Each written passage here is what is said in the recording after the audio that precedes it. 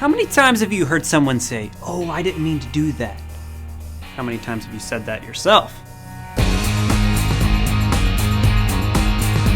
Your goal is to do one thing, and you do it. But in the process, something else happens too. Something you didn't expect. Maybe something bad.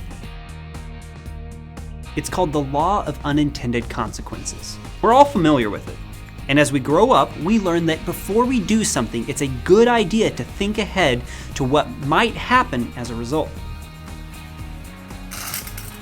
At least we hope we do. Expand this problem to the area of law and economics, and you get a bigger problem. Decisions with unintended consequences don't just affect one person or a few people, they affect millions. In 1848, French economist Frederic Bastiat gave this a name. Really? He called it what is seen and what is not seen.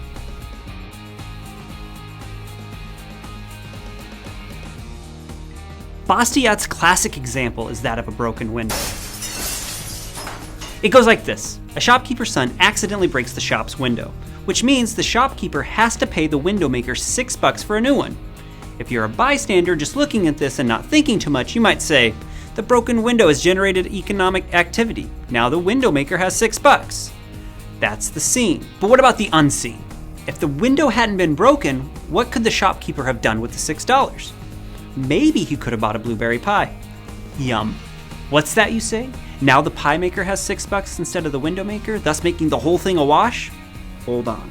Don't forget about the window. In the first scenario, the shopkeeper is out $6 and he gets his window back. In the second scenario, the shopkeeper gets to bring a pie home to his family and his window never broke.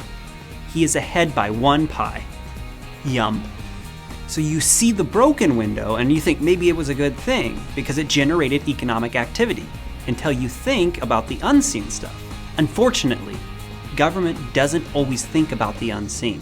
Let's take our shopkeeper again. Except this time, it's not his window that is broken. It's the government telling him that there are new labeling requirements for produce. I'm Chiquita Banana and I've come to say bananas have to ripen in a certain way. Before, the farmer would come and drop off several different kinds of fruits and vegetables. The shopkeeper would load them into bins and customers would check them out and buy the ones that they wanted. Now the shopkeeper has to put a small label on each one that says certified local or certified organic or something else meant to give the customer more information. The scene here is the customer is now getting more information. The government set out to do what it believed to be a good thing. Here's the unseen. The shopkeeper has to buy the special label maker he needs to comply with the new regulation, and the software required to create all the new different kinds of labels. He also needs a computer for the store. He was going to use that money to hire an employee. The employee was going to help around the shop, and he was going to carry flyers to houses in the neighborhood with coupons and special deals. Hey, you heard me. Come shop. I said flea market, Montgomery. It's just like a mini mall. Hey. Now that money is going to compliance with the labeling requirements.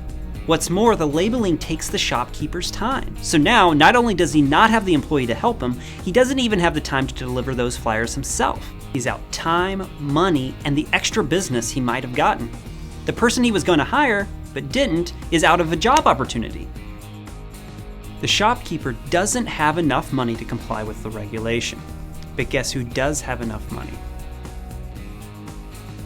That's right, the big store down the street.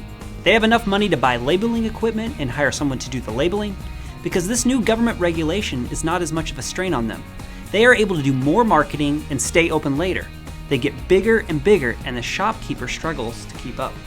Eventually the strain is too much, and the shopkeeper is forced to close up shop. The seen, new labels on produce. The unseen, government regulations help a big store turn into a huge corporation, and a small shop goes out of business.